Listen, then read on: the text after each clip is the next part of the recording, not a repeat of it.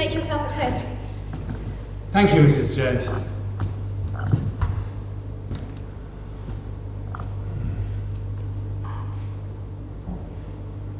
Can I arrange for some tea? There is a fresh pot available, but I'm afraid it's the maid's day off. Well, it's not too much trouble, thank you.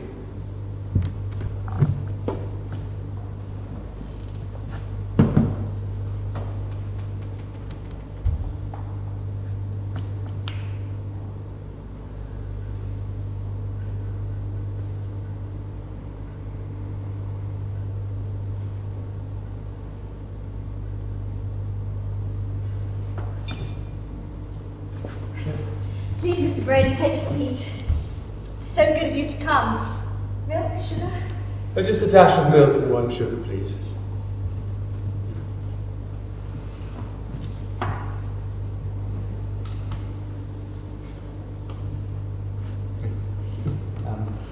Perhaps I should start, Mrs. Jones, by being as honest as I can, setting your mind at ease. Honesty I always find is the best policy. You are not the first to call on my services. Indeed, I already have several appointments this week for sittings, so please do not in any way feel embarrassed. Oh, that's very reassuring, Mr. Brady. Professor Brady. Oh, I'm terribly sorry, Professor Brady. Normally I wouldn't mind, of course, but you'll understand that qualifications count for everything in such a new branch of science. Of course. Where did you do your research? Cincinnati. It's in the United States of America. Regrettably, it did mean I was unable to serve my country in the trenches, but I rather feel that now is my time to serve. I see. Oh, I can of course show you my certificates and a collection of references if you wish. Please no, that won't be necessary. You come highly recommended. Oh, how nice. Yes, well, it's a great shame. I would have loved to have done my studies and research here at one of our great institutions, but alas, I suppose it is only to be expected with such a fledgling discipline. But I can assure you, Mrs. Jones, everything I do, everything I say, everything I will do for you is based on facts and proven evidence. I am neither wizard, nor priest, nor conjurer. Everything we discuss, everything I tell you will be drawn from a wealth of scientific research by some of the finest brains in Europe. And I would hasten to add that includes Germany. Of course. And now, Mrs. Jones, we need to get through a few formalities, if you don't mind. I need to ask you some questions, if I may. No, of course. Good. Needless they may seem, I've no doubt, but necessary, you'll understand. Now then. Good, I have your home contact details here, so that's in order. Good. May I ask, are you married? Yes. Oh. That's what I wanted to see you about. You see, he was. Ah, I see. No, there's no need to explain. Please, do not upset yourself. I quite understand. Terribly sorry, Professor. Oh, please. Let us dispense with such formalities. Ernest. Do call me Ernest. Yes. May I ask if you are currently in good health? Yes, absolutely. No problem sleeping or eating? No, none whatsoever. Good. Have you ever suffered fainting fits or any form of seizure? No. Quite sure? Quite sure. And there's no history of that in your family? Not that I'm aware of, no. Fine. Splendid. Well, that all seems to be in order. Now we've got that out of the way, perhaps we could discuss why you've contacted me. You see, well, it's rather difficult. Of course. It always is the first time, you know. That's why I always insist on having these preliminary chats before we move on to the next stage. Research demonstrates that the two parties need to build up understanding and trust between each other. Trust, Mrs. Jones. Trust. You see, perhaps we could start with you telling me what it is I actually do. Of course. It's all rather simple, I'm afraid. I help people, nothing more than that. I help people to come to terms with what has happened. But at the same time, I provide healing, the truth. I provide a way of overcoming their grief.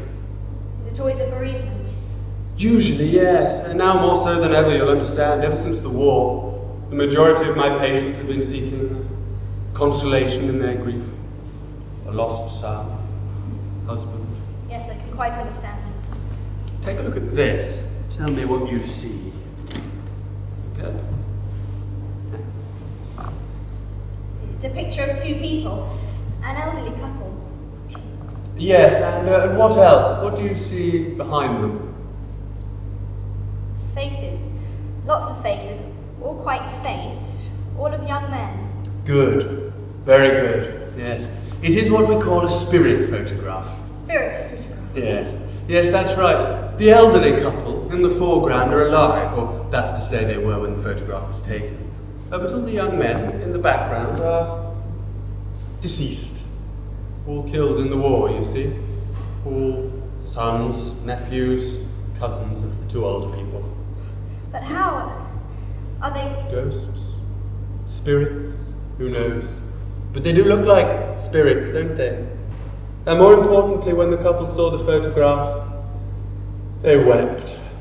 They wept tears of joy. A consolation, you see, Mrs. Jones. And truth. May I? Please, after you. I was just going to ask you, Professor Brady, how did all this start? What you do, that is. Oh, you mean the science of spiritualism? Yes, I suppose I do. Yes. Well, that's a very interesting question, Mrs. Jones. Indubitably, the roots go back to the first days of mankind. Shamans, witch doctors, whatever you wish to call them, were men, and occasionally women, who found that they could communicate with another world, what we term the spirit world. They could talk to the dead. Exactly, or spirits, as we prefer to term them. I see. Spirits. Where do they come from? Are they like us? How can I explain? You'll understand it's a rather complicated subject. Let us consider the acorn. You would accept that if you plant an acorn in the ground, it will release an oak tree? Yes. Yes. Well, we could put it another way by saying that there is an oak tree hidden inside the acorn. Similarly, within each of us, there is a spirit, again hidden, but it is us. It is our spirit, and it is released when we die. And you can talk to them? Yes, in effect. You see, these spirits they're everywhere, by the way, all around us. They're joined by cords or chains, again invisible to the naked eye. Some of us find that we can link to these cords, and thus communicate with the spirits. I see. In other words, the dead. Yes, if you really must keep using that term. Well, it's rather more complicated than that, of course. Indeed, there are several scientific treatises written on these cords and their chemical components alone. No. Indeed, the first recorded case of spiritualism, it wasn't called that at the time, of course, but nonetheless, it goes back to 1534 in Orléans. Some monks from the monastery were wandering through the local cemetery when suddenly everything went cold. And they began to hear strange sounds. Knocking.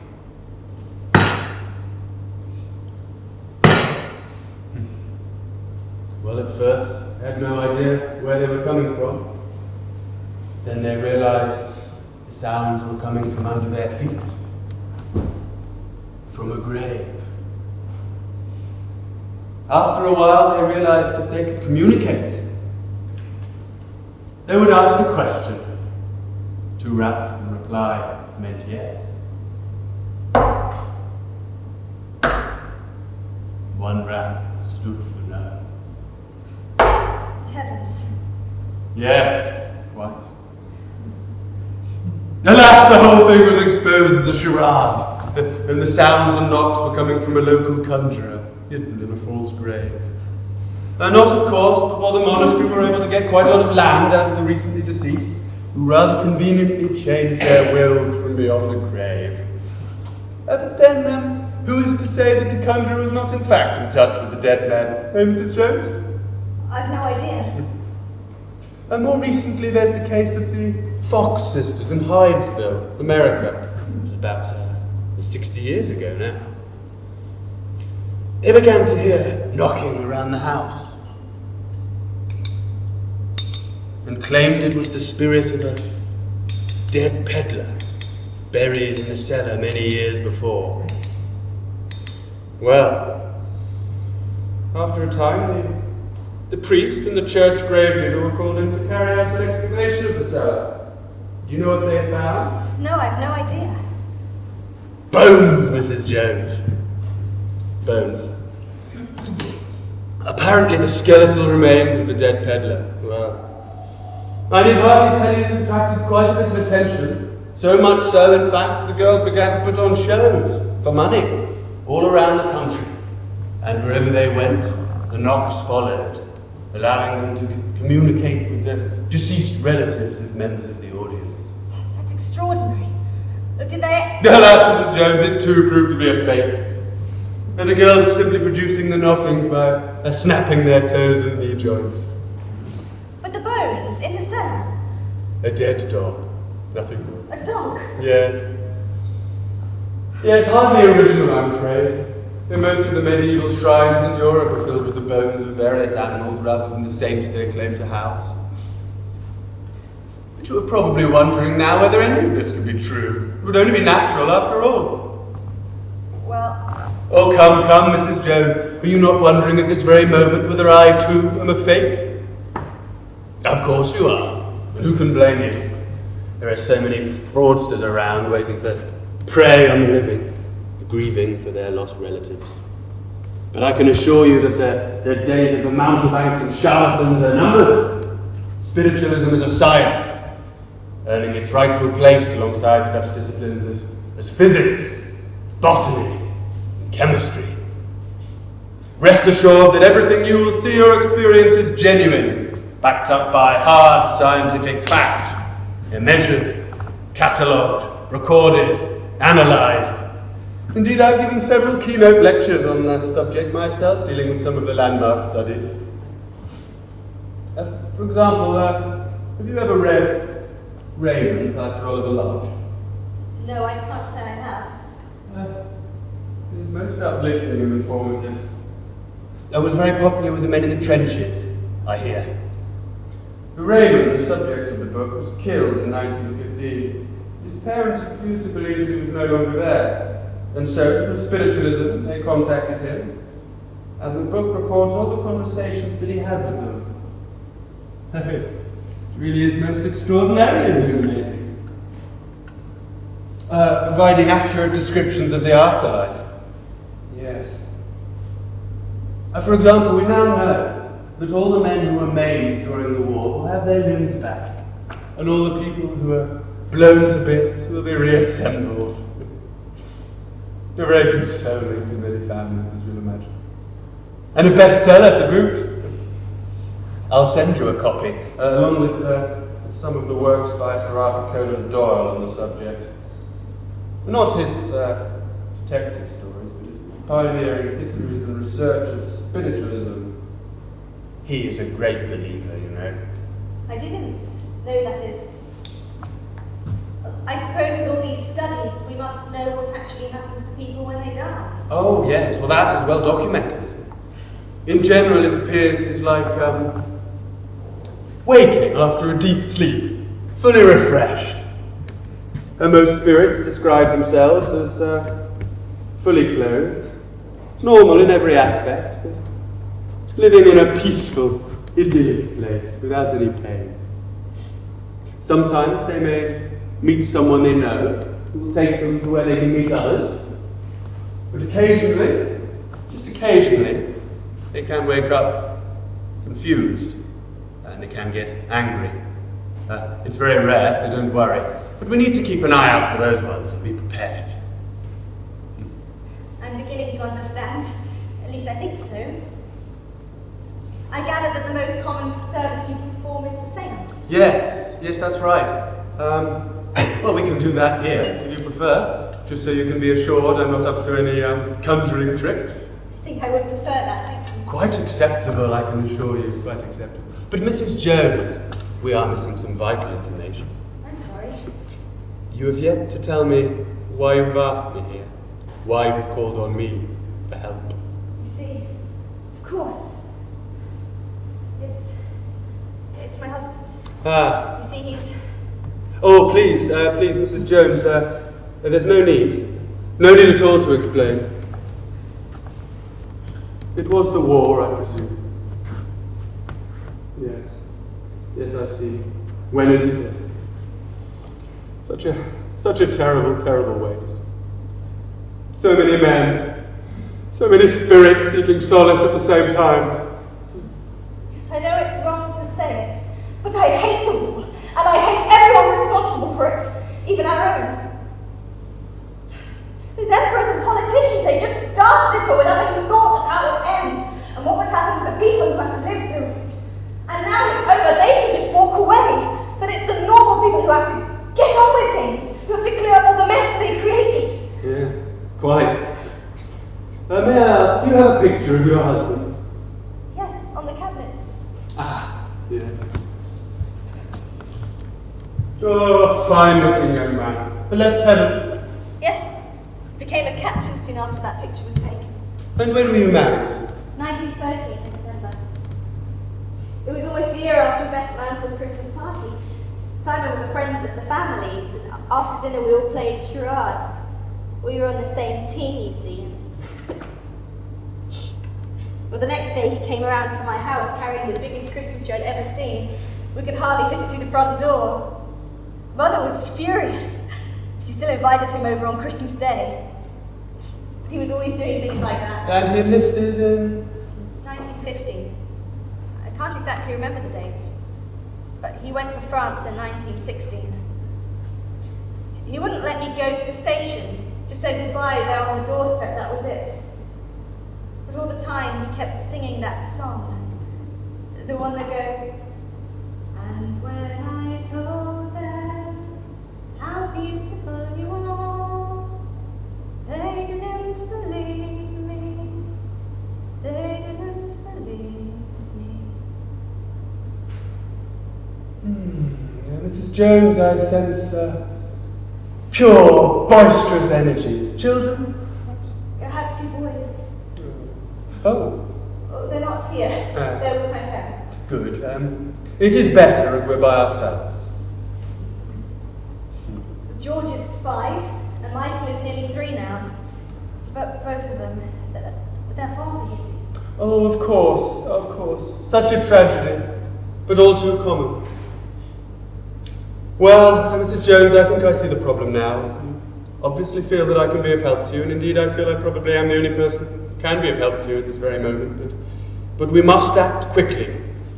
I can assure you, you'll find my rates extremely reasonable. But I do understand how hard it is to keep things going on a war widow's pension. So we can always make other arrangements. And I do realize how lonely it can be.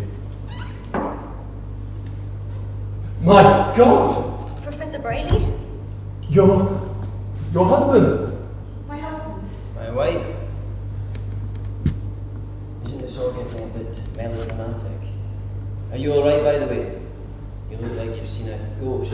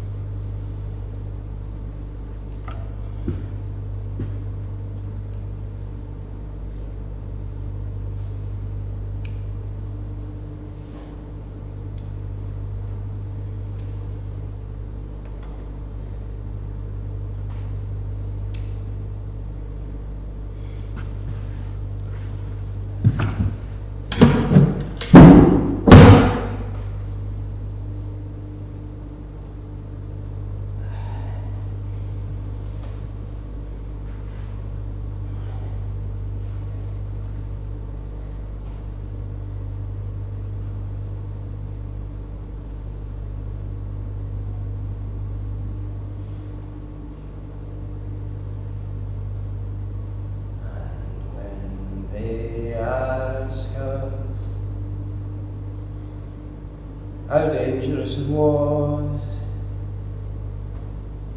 Oh, we'll never tell them. No, we'll never tell them.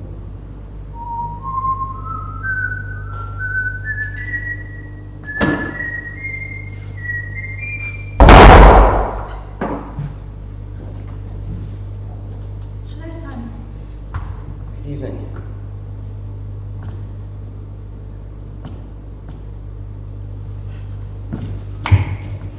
Are we still going ahead with this farce then?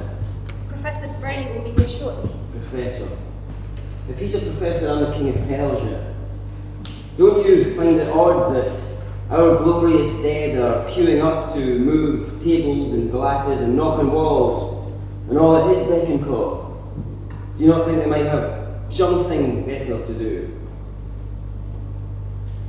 Where have you been, by the way? To see the boys. Precious boys. How are they? How are they enjoying their state of appearance? They're not. They want to know when they can come back. Well, who knows? When Daddy's better, perhaps. When Daddy doesn't scare them so much. Simon, please. We need to talk about this. Why? I can't see anything to talk about. Dropped in to see Mrs. Baxter. She was asking after you. How kind. She lost both her boys, you know. Maybe they're hiding. Under the stairs. She wanted to know whether you would be at the ceremony and maybe do a reading. Oh, what ceremony? Is the mayor going to unveil his new mistress? No, the war memorial. It's for the fallen. Fallen. Isn't it strange how these terms are starting to appear now? Fallen. Lost. Missing. Why can we not just say the truth? Dead. Mangled. Blown to smithereens. You know, I don't actually ever remember anyone falling over. It's being unveiled on Remembrance Day. Remembrance Day. That should be a barrel of laughs. You know, personally, I would take all the money that we raise for some plinth to the fallen, and I would put it behind the bar of the nearest pub. Let's all have one big party and get thoroughly drunk. Yes, I don't think people would like that. It may not be seen as being respectful. Oh, bother respectful. You know, excuse me if I'm missing something here, but did we not actually win the war? You see, that small fact always gets overlooked in all of this. Professor Brayley will be here soon. Tell me, have you ever read the Pickwick Papers, by the way? No, of course you haven't, silly me. I read it when I was out there. There was this character in it. He sums it up, see? This old chap. And he's miserable. And he thinks that the only way he can ever be happy again is if he either relives all his days as a child and as a young man, or if he has those memories completely erased so that he never has to think about them again. Do you see? That's what I want. Ever since I came back, to relive or to erase. So the last thing that I need is some music hall magician. That's the whole point. You haven't ever come back.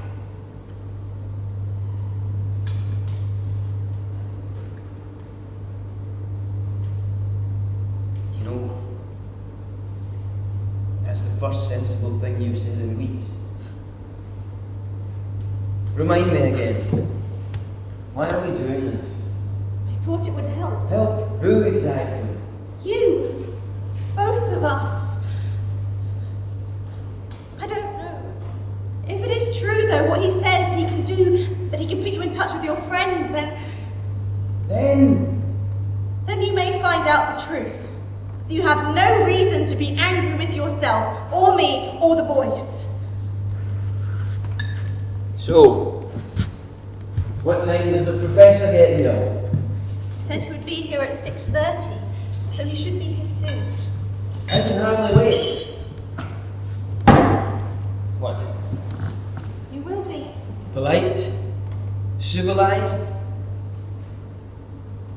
I'll try. Don't you think that there might be a slight problem in the fact that we've hired a spiritualist who's actually afraid of ghosts? See, I would have said that was a serious career impediment myself. He explained that. When he saw me in black, he thought I was in mourning. He wasn't to know I'd just been at the Barton boys' funeral. And then when you walked in... Yes, when I walked in. Simon, Chin chin. please. What? Oh, don't worry, I've hardly started yet. You never used to. Yes, I never used to do a lot. If the truth be told, before. Where are the boys? Simon, we've just had this conversation. They're with my parents. Oh, George was asking me earlier. asking you what, about me? Yes, about you. He says you don't speak to him or Michael anymore since you came back. I'm not sure that I have anything to say to them. Michael, he asked me who was the frightening man in the house. He's never met you. He doesn't know who you are. I know just how he feels. They're both so young, Simon. George was only a few months old when you left and only saw you when you were back on leave. And as for Michael, they don't understand any of this. I don't understand any of this. They're your sons. What I'm saying is you need to spend some time with them, to get to know them, and for them to get to know you. They need to know who the stranger is in their home. Well, excuse me for letting such a minor detail as a world war interfere with fatherhood. That's not what I meant.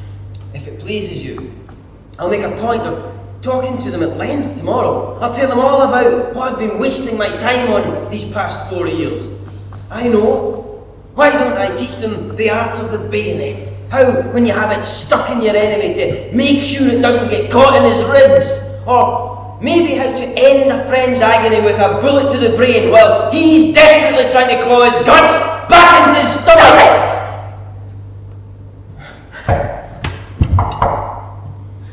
That would be Professor Brayley. Hurrah! The great Mephisto. We'll run along then. We wouldn't want to keep him waiting. He might catch his death.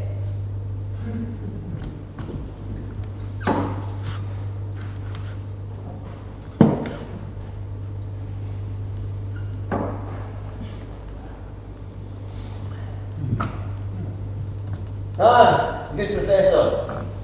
How are we? Have we got over our slight fright? Captain Jones? Yes, quite. Thank you. Drink? Or do you only deal with the other kind of spirits? Thank you, but no. I find the ingestion of alcohol can sometimes disturb the ability to pick up the auras. I won't even begin to pretend to understand what you just said. But I'll take that as polite no. Quite. May I get you a cup of tea? Oh, no, I'm fine, thank you. Ah, the men you served with? Yes, that's right. And when was this taken? That. 2 years ago. March. Just before the German offensive. I can't remember exactly where. They're all dead now. Except for this one here. That's me, see? I see. Would you like to know how they died? No, thank you. Can I be of any assistance? Oh, no, just looking around, getting a feel for the place. When was this house built, by the way? About 30 years ago? Yes. Good. Good. May I ask what relevance that has to anything? Simon,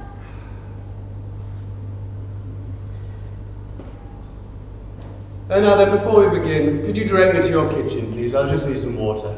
Yes, certainly. Follow me. Oh, no, just direct me. I'll find my own way. Oh, fine. It's just through there. Thank you. I won't be long. Do you think he's got all he needs? Pardon? Oh, come on, you must have seen it. Looking into everything, thinking about it all, so that when we start this hocus pocus, he's going to tell us all kinds of things he couldn't possibly know. Oh, it's an old trick. They all do it. I've been reading up about it. Do you know what the first thing they do when they come to a new town is? They make a beeline for the nearest cemetery. They start writing all kinds of things down. If you ask me, we're about to spend the next half an hour paying someone to teach us things we already know, except this time in a funny voice. Yeah. Did you get everything you need? Yes, thank you. Spiffing. Now then, there is the slight matter of the payment. Of course. By the way, do we get a refund if you don't connect? Here we are, Professor. Splendid, splendid. Good. Well then, shall we make a start? Please let us be seated.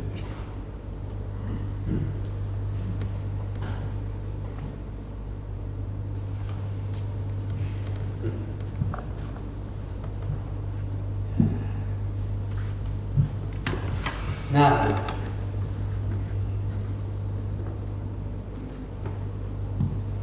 Black. yes, black. It absorbs the energy, unlike white, which reflects. Really? Now, I think I should explain what is going to happen. In a few moments, I'm going to ask us all to join in a chain. We will each clasp the wrist of the person to the left of us, except you, Mrs. Jones, you're on the end. Additionally, I shall ask each of you to put your foot on one of my feet. Why? Are we going to dance? No, no.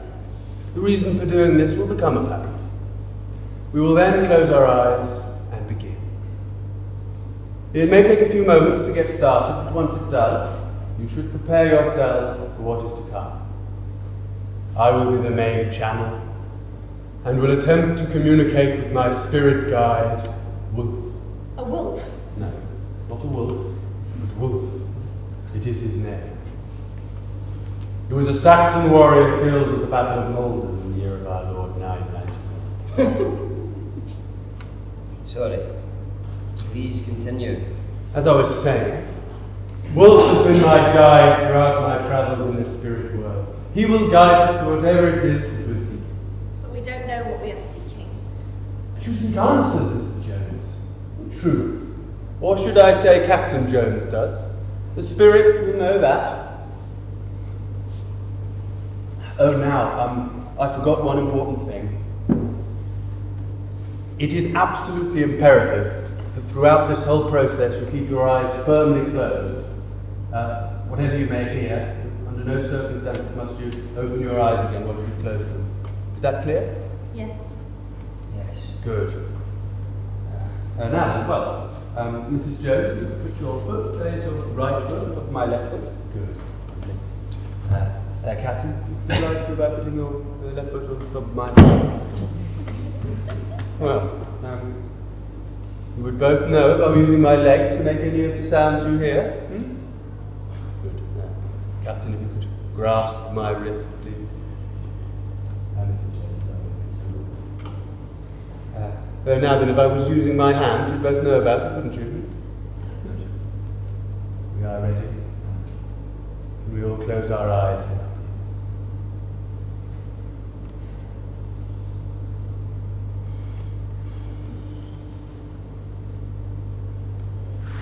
Oh, I forgot. Please keep your eyes firmly closed. I just need to light the candle.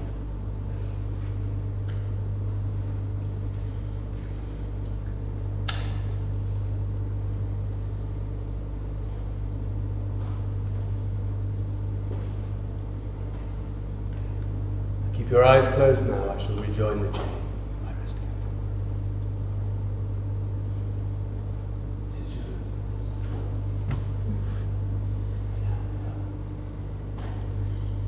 your eyes firmly closed.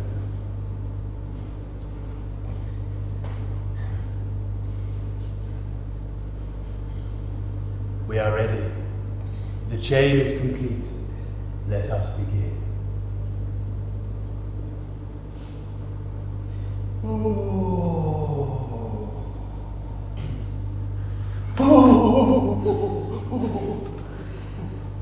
Remember, keep your eyes firmly closed. Yes, yes. Is there anybody there? Wolf, wolf, min wolf, who?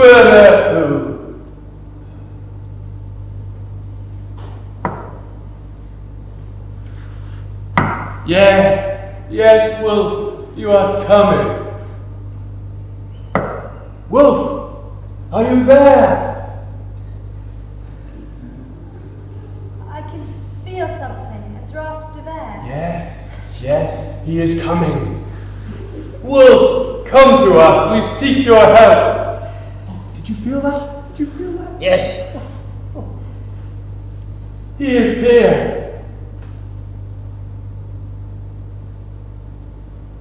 Who seeks Wolf? Who disturbs Wolf? Wolf, it is I, Ernest, your friend. I am with two people. We seek your help. What help can I give? One of us is hurt. He has suffered badly in a war that has just finished here. He seeks your help. I know of this war. I have seen it. I have met many who died. Whom does he seek? His friends, his spirit comrades. I will take you to them.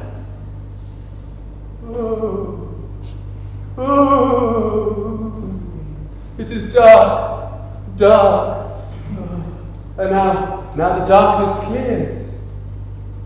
And there is mist. No, not mist.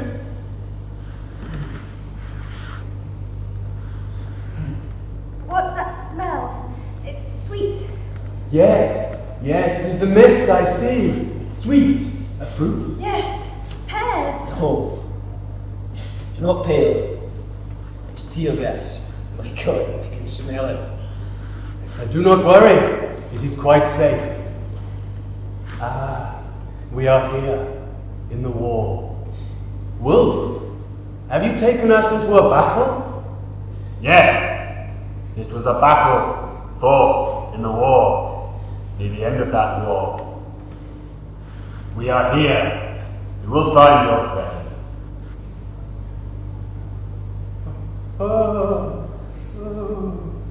The mist is clearing. I am in a trench. Walking down. There are men here, many men. Some of them are talking and laughing, but I can't hear them. But they are pale shadows. Oh, there! I see one of them. And he sees me. Wolf, is this the one you seek? Yes. It is one of your friends. He wishes to speak with you. Who is it? Yes. I can see him. He's young. He's fair-haired. Oh, he's talking, but I can't hear him. Simon, did you know anyone who... Oh no, it could be. Oh yes, his mouth is moving, but I can't hear him. He's 18 or 19, but an officer. Yes, oh yes, we can hear you. Do you wish to speak with us? Oh good. There is someone here who wishes to speak with you. Captain Jones, do you know this man? I'm not sure. There was someone. It could be Saunders. Oh yes, it is Saunders. You knew him. Yes. Yes. My God, yes. But wait, he is reaching for something. He has something in his hand.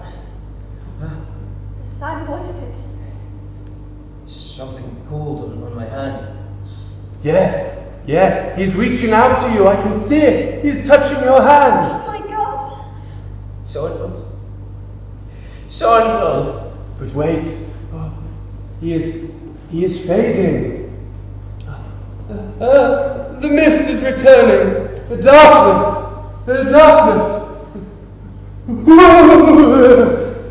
It is over. We can open our eyes now. No. We can't leave it there. I'm sorry, but There were things I needed to say, questions I needed to ask him. Please, bring him back. sorry, Captain, but the time is over. I have no control over it. I've been about to come back and see the two of you again. Yes, of course. No.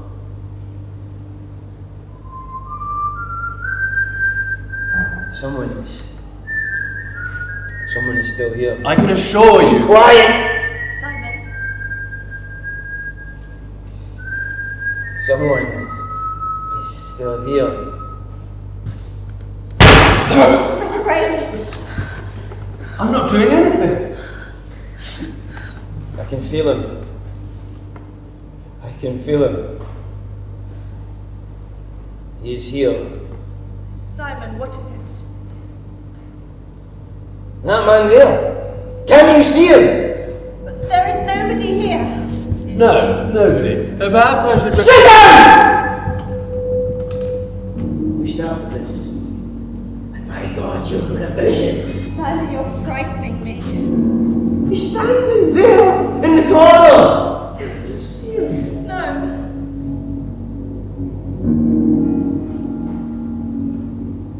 Who are you? I am your friend. Jenkins. Jenkins, is that you? Yes. Hello, old boy. How are things? Jenkins, are you? Where are you? To tell you the truth, old chap, I'm not entirely certain. The last thing I really remember is that battle across the St. Quentin Canal. And then I felt like I woke up. Here, wherever here might be. The canal. You didn't make it. No, I rather suspected not. Who else is there? They're all here. Miller, Saunders, all the men. Can't remember their names. Never was much good at that sort of thing. But you're not here.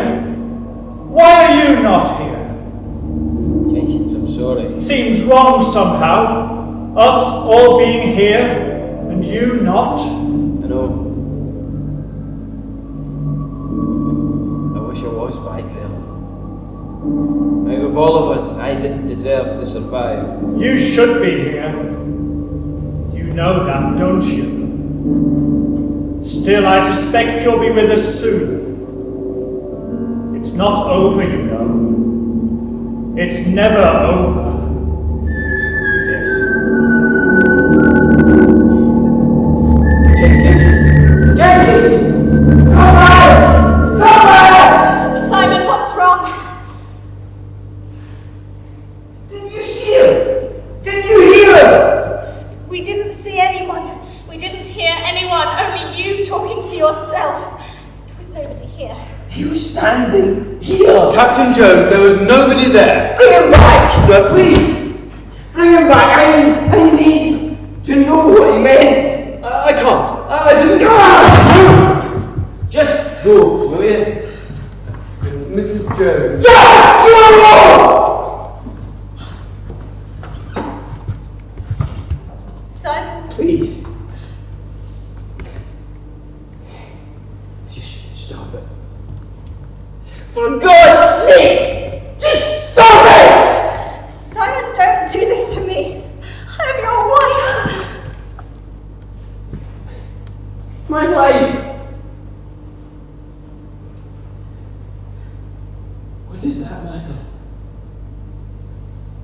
You weren't there. You weren't there. And now I'm here, all by myself. I shouldn't be here. I shouldn't be here. He said that. And I knew that as soon as I got back to England. Simon, please. I'm trying to help. I spent the first 2 weeks just wondering what to do. I couldn't face coming back to this house, to this home. To you. And to the boys. I just kept wishing that the war was still on. I kept wishing that I was back there. When I got off the train in London, I went straight to a bar and I was sitting there having a drink, all by myself. And in comes this chap on crutches. His right leg was missing and one side of his face was all scarred. Most of the people in the bar, especially the women, they didn't want to know. But I did. See? I watched as he struggled to the bars, struggled to maintain his dignity, to get his money out to buy a drink. And he couldn't do it, see? He dropped his change all over the floor. And the look of shame on his face was unbearable. I made a move to help, and as I did so, I noticed that 3 or 4 other men in the bar did the same. And we all looked at each other. And we all knew I shouldn't be here. I didn't deserve to survive.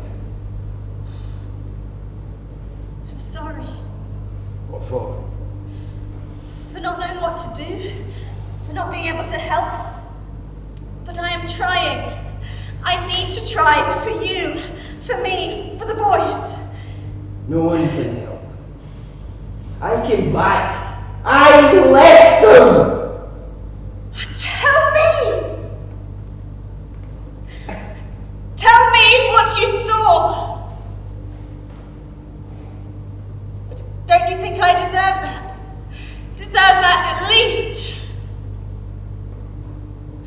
You think it was just you, don't you? Well, how do you think it was for me and the boys all the time you were away? It was so hard. It was so hard to keep going. Day in, day out, week after week. It wasn't the food shortages or the work. It was the not knowing. Not knowing what was happening. Never knowing what was happening to you. Where you were, what you were doing, what you were being forced to go through, even whether you were alive or dead. Every morning I used to wake up and wonder what you were waking up to. Were you safe or were you about to be involved in some horrible attack? And when I went to bed, I never knew whether you had made it through another day, whether you were alive or not. And then I had to wake up again in the morning and wait to see if the postboy would stop at our door, or whether he would walk by to somebody else's house. We were all along the street. Gradually the blinds were drawn. As more and more telegrams arrived, more and more women walked around with that look on their face. That look of having their whole life ripped away from them. I had to go through that alone, by myself, not knowing when my turn would come. At least you knew. At least you knew what was happening to you. I had no idea. None of us back here had any idea. No idea. No idea!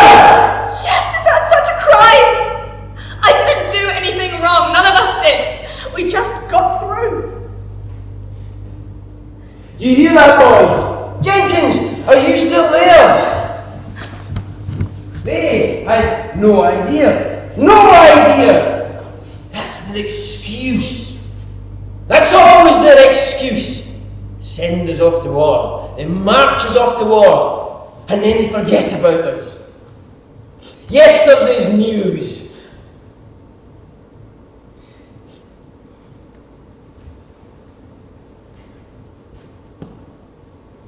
My boys.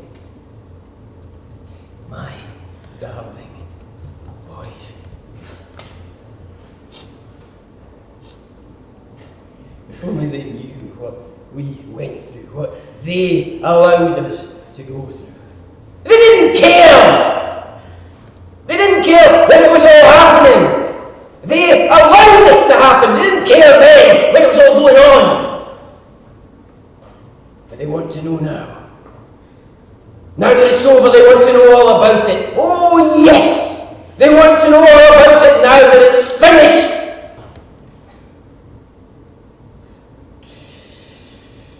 But we'll never tell them. No, we'll never tell them. There was a front, but damned if we knew where. Simon, stop it. You're scaring me.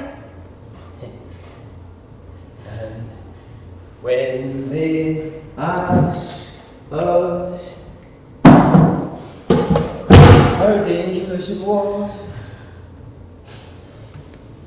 oh, we'll never tell them. No, we'll never tell them. Simon, stop it. Please stop it. Please put the gun down. Spend our pay in some cafe and hold wild women night and day. Simon! Put the gun down. That's an order. I said that's an order. Huh?